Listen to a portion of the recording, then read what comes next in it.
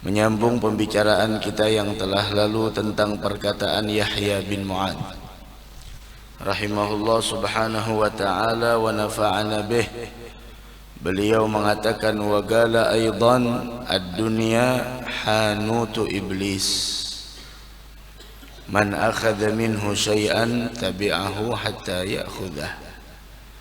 Ad-dunya min awwaliha ila akhiriha la tusawi ghamma sa'atin fakaifa bi ghammi umrika ma'a qillati nasibika minha.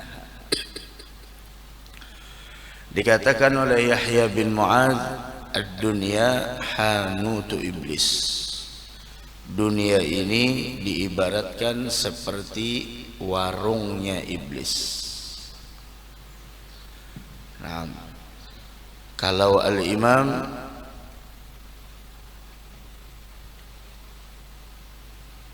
Abul Hasan Asy-Syadzili memperumpamakan dunia ini dengan perkataan beliau, ad-dunya ibnatu iblis. Dunia ini anak gadisnya iblis.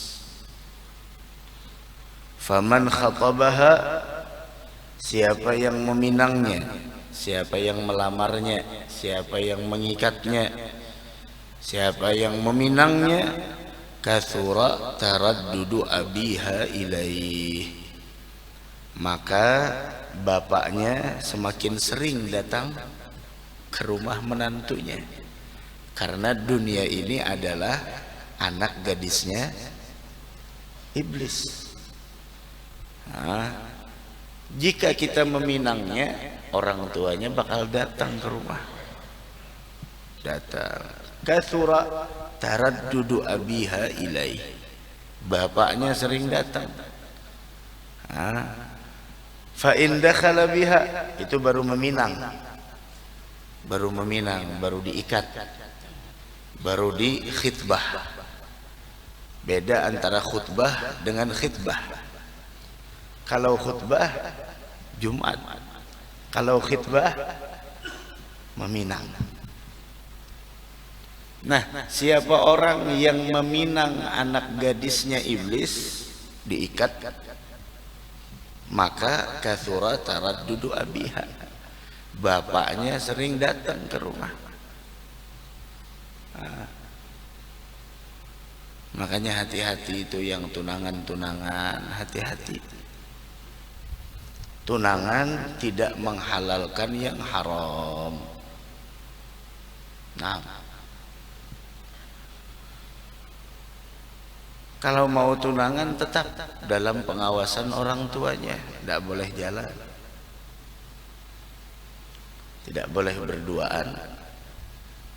Apakah lagi ke majelis dijemput orangnya, masya Allah, dengan alasan udah tunangan. Tunangan tidak menghalalkan yang haram.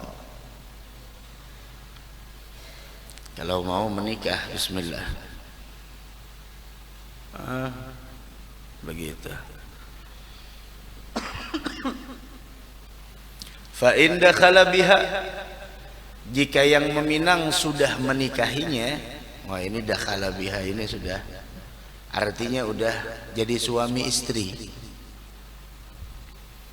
Maka ayahnya bukan berkunjung lagi ke rumahnya, agama indahu bil kulliyah. Bapaknya ikut tinggal di rumah kita karena udah jadi menantu.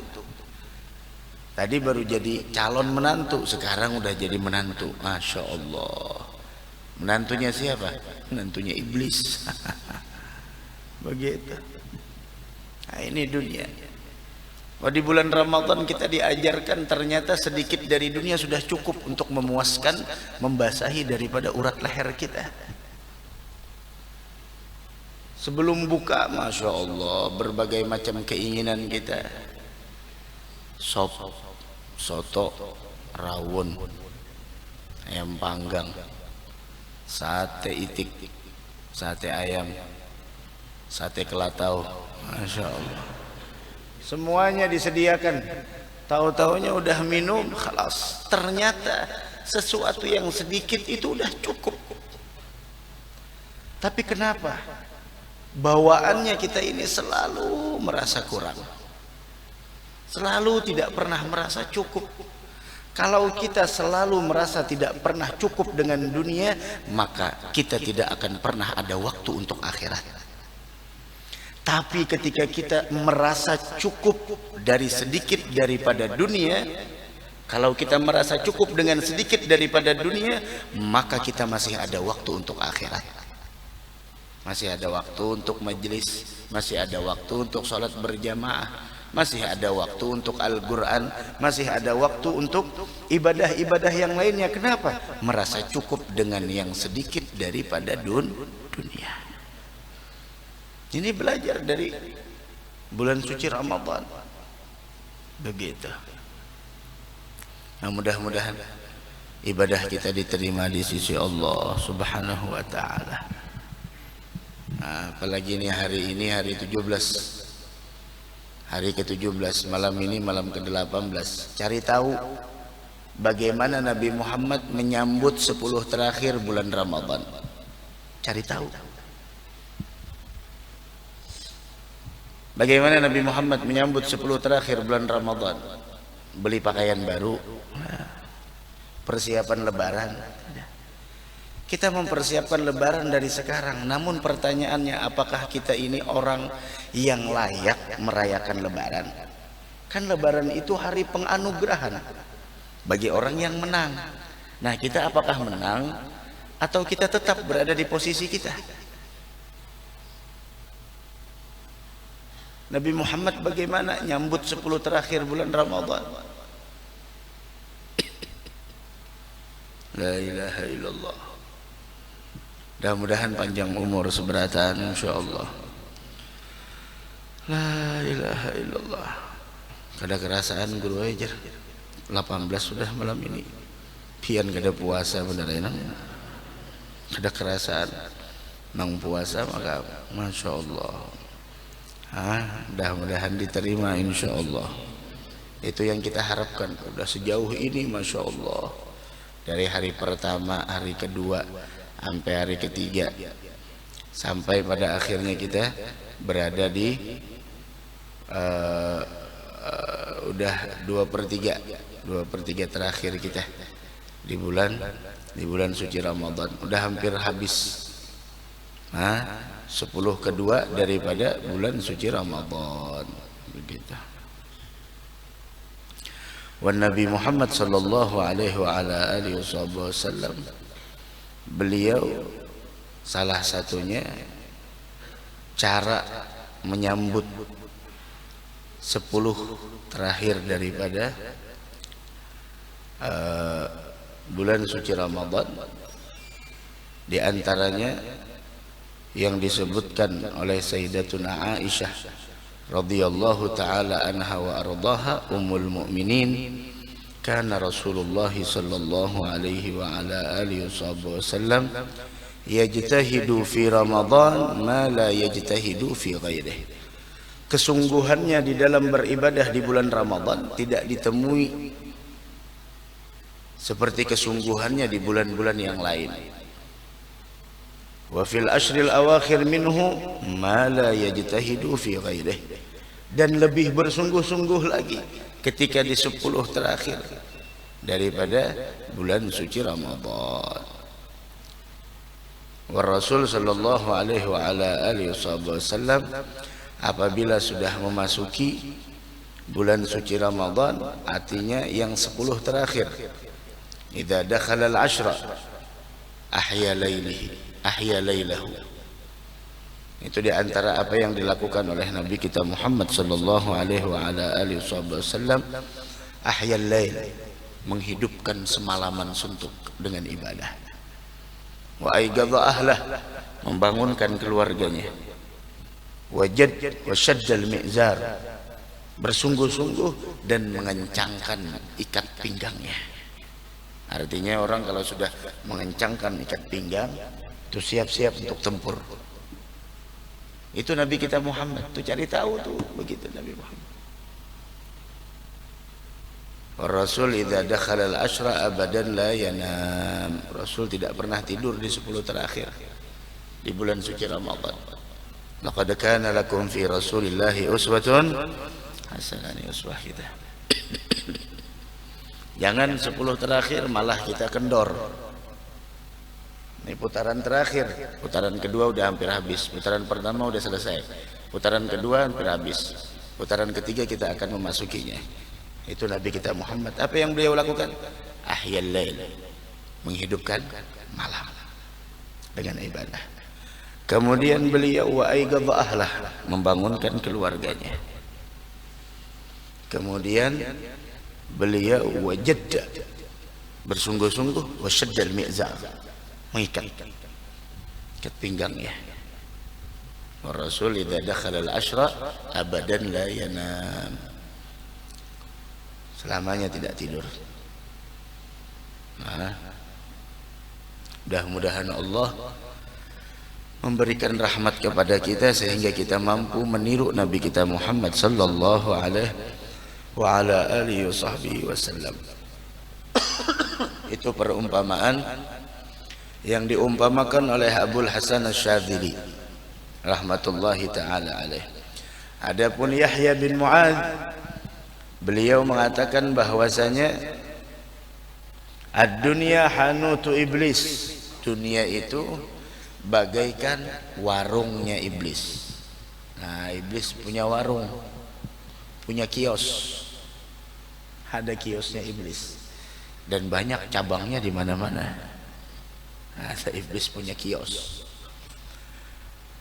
Man akhadha minhu, siapa orang yang ikut bertransaksi dengan iblis di warungnya tersebut.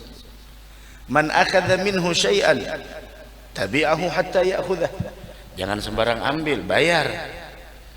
Ini siapa orang yang mengambil tanpa membayarnya, siapa orang yang mengambil begitu saja, dia bakal diikuti oleh iblis sampai dia ambil kembali barangnya.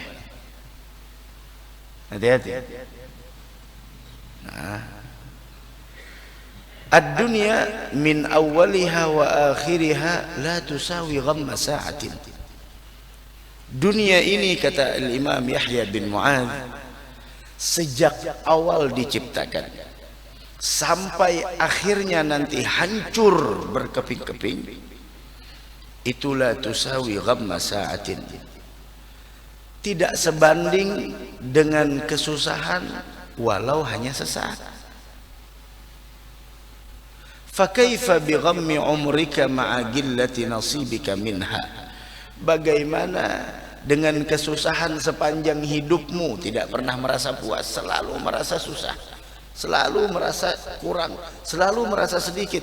Fakaifa bi ghammi umrika, bagaimana kiranya dengan kesusahan sepanjang hidupmu jika dibandingkan dengan gillati nasibika minha, sedikitnya bagian engkau dari dunia tersebut. Bersusah payah tidak sebanding. Nabi Muhammad tidak pernah bersusah payah urusan dunia, tapi kalau urusan akhirat nih, alhamdulillah kita hadir di majelis semacam ini, semuanya adalah keberkahan dari pengorbanan Nabi Muhammad dan para sahabat. Di antaranya hari ini yang mengingatkan umat Islam dengan Ghazwatul Badr, yaitu perang Badar, perang pertama yang terjadi di dalam agama Islam, yang mana perang tersebut terjadi di tahun kedua dari hijrahnya Nabi kita Muhammad sallallahu alaihi wa ala alihi wasallam. Jumlah yang sangat sedikit. Makanya tadi dari Sabilal Muhtadin 2:30 bebenderan di mobil. Julun malam-malam seperti ini, malam Badar, para sahabat tertidur. Ajibnya tertidur. Orang biasanya kalau ketakutan, cemas, sakawa guring. Akan tetapi para sahabatnya Nabi Muhammad di malam Badar, besok perang hari ini, malamnya mereka tidur. Padahal mereka tahu jumlahnya cuma 313. Yazidun aw yanqusun, kurang lebih seperti itu. Sedangkan musuh yang mereka hadapi 1000 lebih dan mempunyai perlengkapan senjata militer yang sangat luar biasa. Sedangkan mereka, para ahli Badr, mereka punya apa? Tidak ada yang mereka punya melainkan 70 onta, 2 ekor kuda, dan 8 pedang. Bas, cuma itu. Karena memang tujuannya keluar bukan untuk perang. Tapi kalau Abu Jahal dan seluruh pasukannya memang siap untuk berperang, sehingga mereka membawa 700 unta. Bayangkan, 70 unta dengan 700. Ini sesuatu yang tidak sebanding. Kalau dipikir-pikir tidak sebanding. Berapa kuda yang dimiliki oleh orang kufar pada saat itu? 700 kuda dalam riwayat. Dan mereka mempunyai 600 baju besi. Senjatanya lengkap. Akan tetapi keimanan yang ada di dalam hati orang yang beriman pada saat itu menjadikan mereka tidak gentar dengan apapun yang mereka lihat. Sampai Sayyidina Hamzah bin Abdul Muttalib, pamannya Nabi kita Muhammad sallallahu alaihi wasallam, beliau bilang, mereka mendapatkan kekuatan dengan perlengkapan perangnya, tapi kita mendapatkan kekuatan dengan iman. Iman yang menjadikan kita kuat. Nah, memang benar, orang tarawih yang kuat itu bukan fisik, imannya. Lihat orang tarawih yang tuha-tuha tahan berdiri sambil bersandar juga bang, tahan berdiri. Yang anum-anum, masya Allah, yang masih muda, dengar bacanya surah, oh 1 juz, oh 2 juz, ntar aja dah, yang lain aja, cari masjid yang lain, cari jemaah yang lain yang ya kalau bisa qul huwallahu ahad dibagi 2 biar cepat. Kekuatan di dalam beribadah bukan dilihat dari segi fisik. Kekuatan dalam beribadah tidak bisa dilihat dari segi zahir, akan tetapi kekuatan dan semangat dalam beribadah dilihat dari kualitas iman, kualitas yakin, dan bagaimana keimanannya dengan negeri akhirat. Begitu. La ilaha illallah. Melawan rasa ngantuk dan lain sebagainya, masya Allah. Itu mereka para sahabat. Sampai disebutkan bahwasanya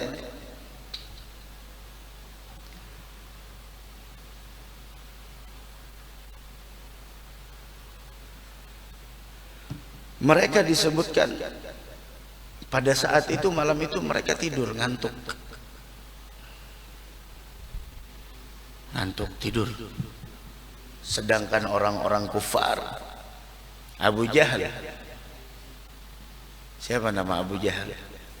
Ammar bin Hisham, itu namanya, Ammar bin Hisham. Ada Ammar bin Hisham, bagaimana pada saat itu menyembelih unta, dibakar, pesta, perempuan-perempuannya biar mereka menari, mabok-mabokan. Masya Allah, dia menyangka dengan segala kelengkapannya, kekuatannya tersebut mampu mengalahkan pasukannya Nabi Muhammad sallallahu alaihi wasallam.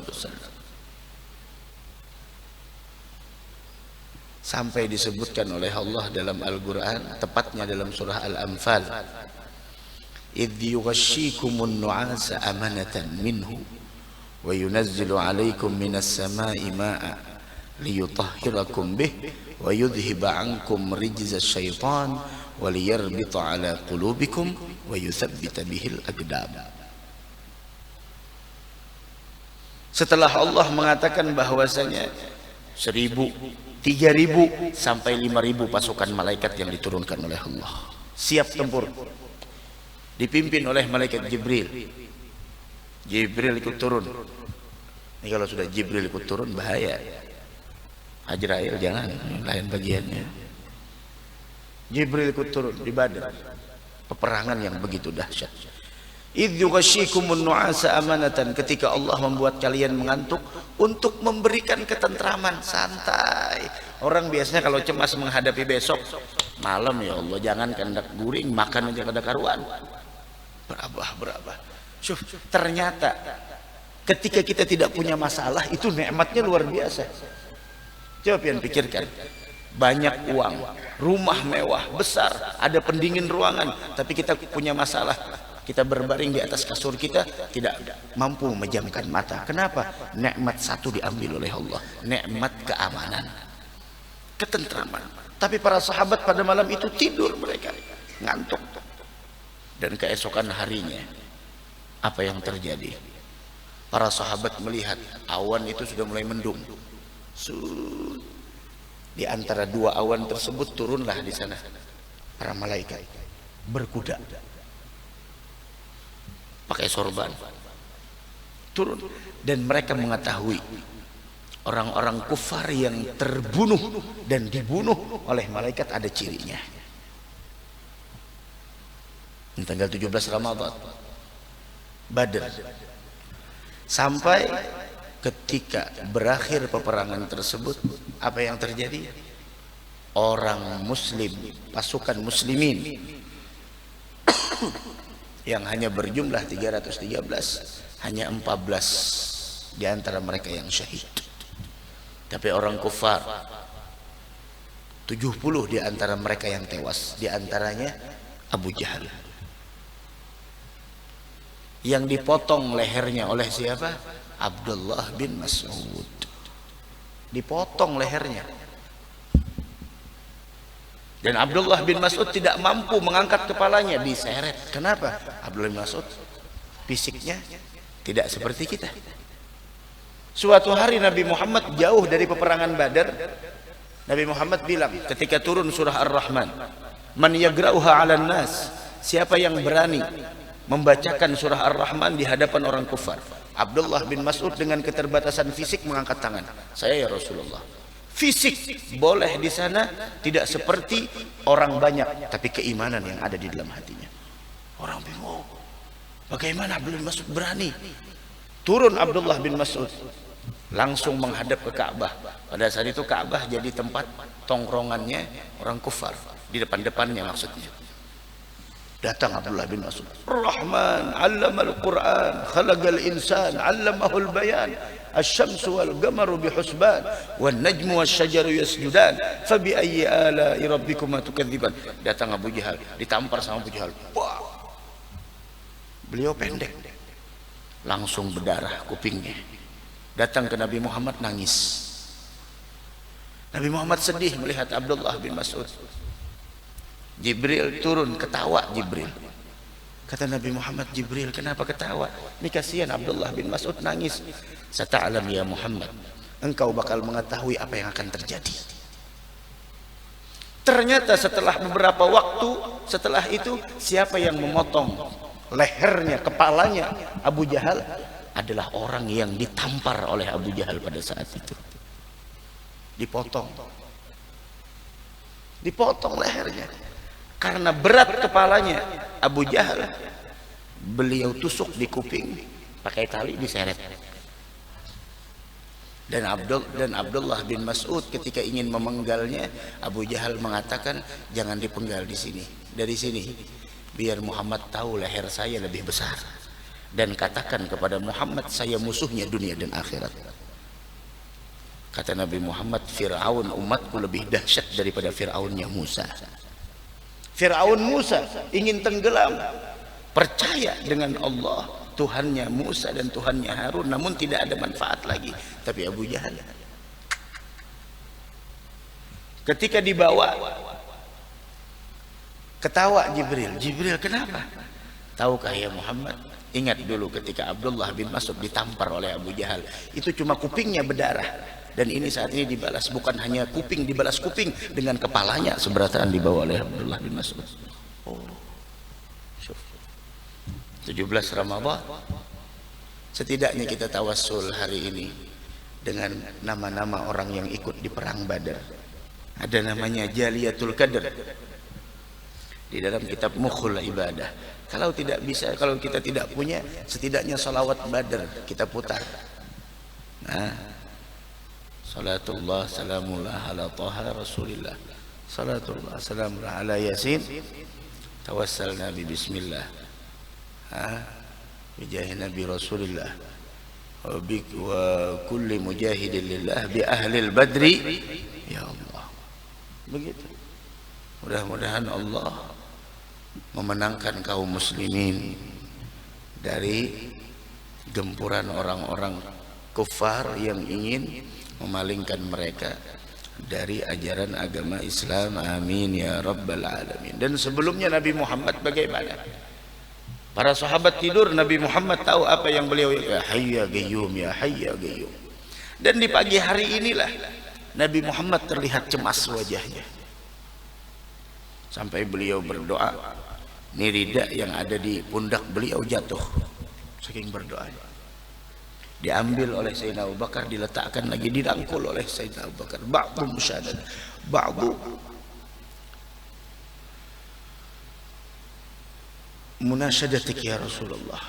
Cukup ya Rasulullah, Allah bakal menolongmu. Sampai Nabi Muhammad setelah itu, setelah mengucapkan ya hayya gini, absyir ya Abu Bakar, bergembiralah wahai Abu Bakar, Jibril barusan datang bahwasanya Allah menjanjikan kemenangan untuk kita. Namun sebelumnya bagaimana Nabi Muhammad bingung, cemas.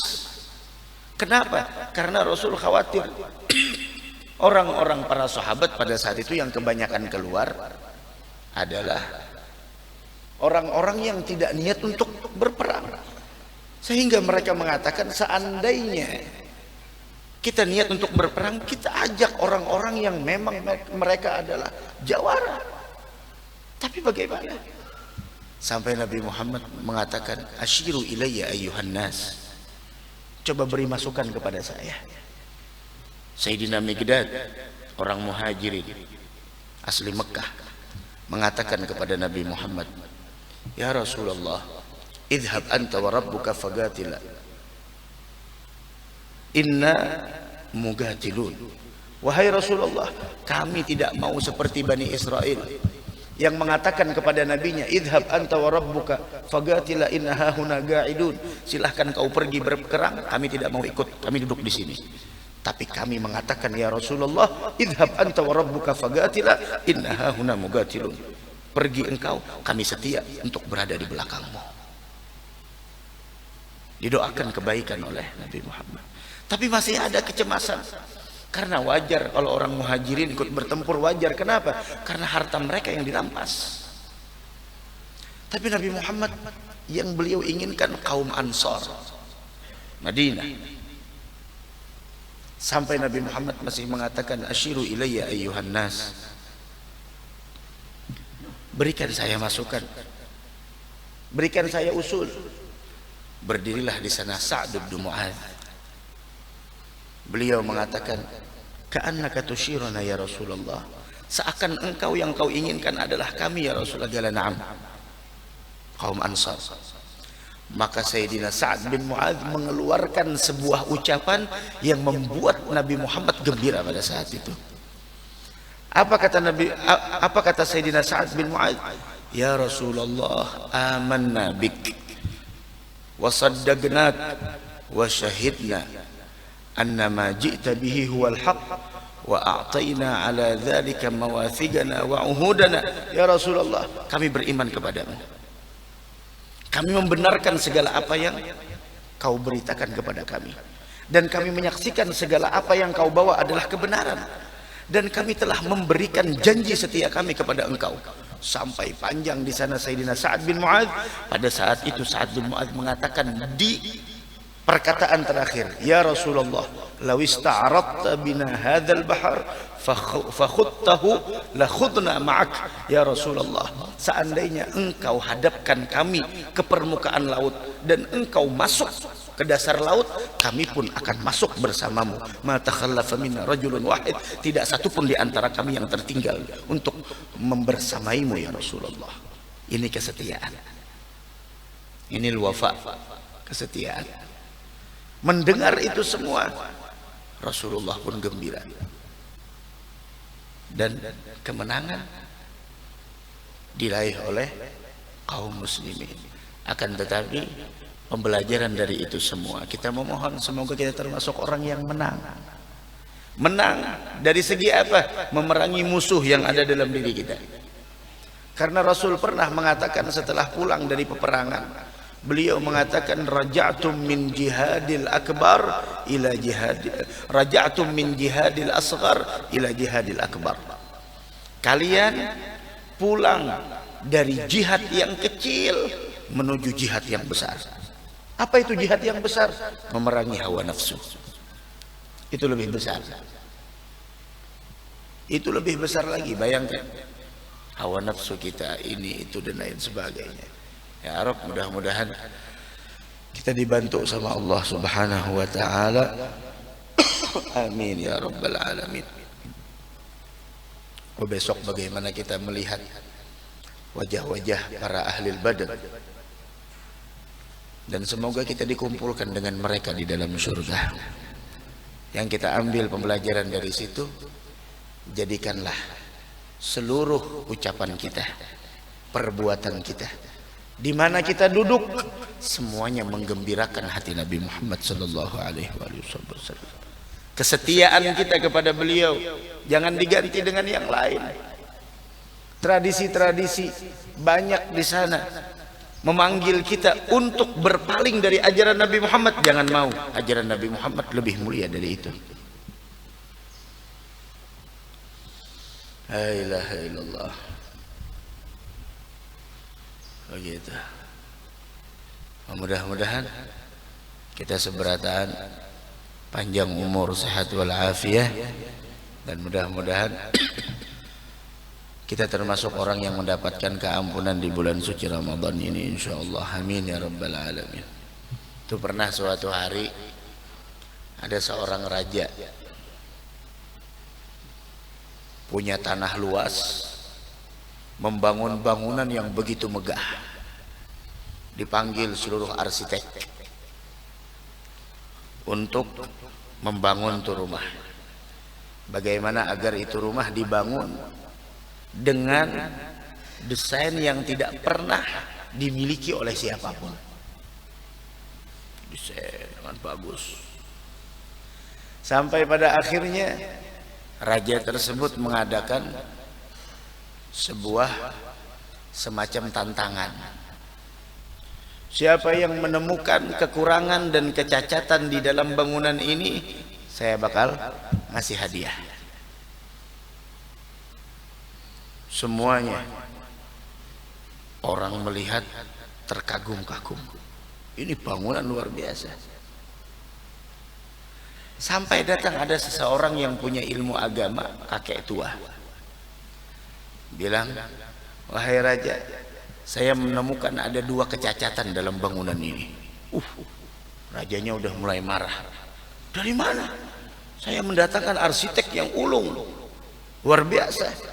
Dari mana kau bisa-bisanya mengatakan ada 2 kekurangan, 2 cacat di dalam bangunan ini? Nah, 2 cacat. Apa itu? Yang pertama, yamutul malik wa yakhrabul qasr. Yang pertama, kecacatannya apa? Sang raja bakal mati.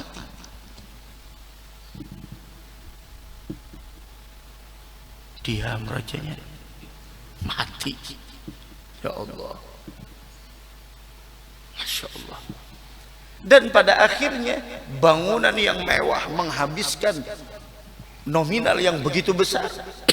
Setelah rajanya meninggal dunia, yakhrabul qasr, istananya bakal hancur. Itu kecacatannya. Tapi penguasa dulu, raja dulu, kalau ada nasihat ternasehati. Ternasehati kalau gala sadaqta, ente orang benar, saya bakal mati dan bangunan ini bakal hancur.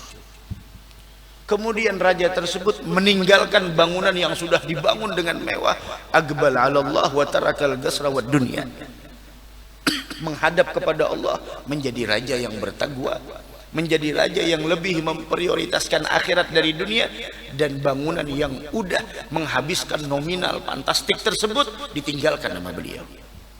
Beliau lebih memilih membangun rumah di akhirat ketimbang rumah di dunia. Karena sebesar apapun rumahmu di dunia, engkau bakal dikeluarkan dari rumah tersebut.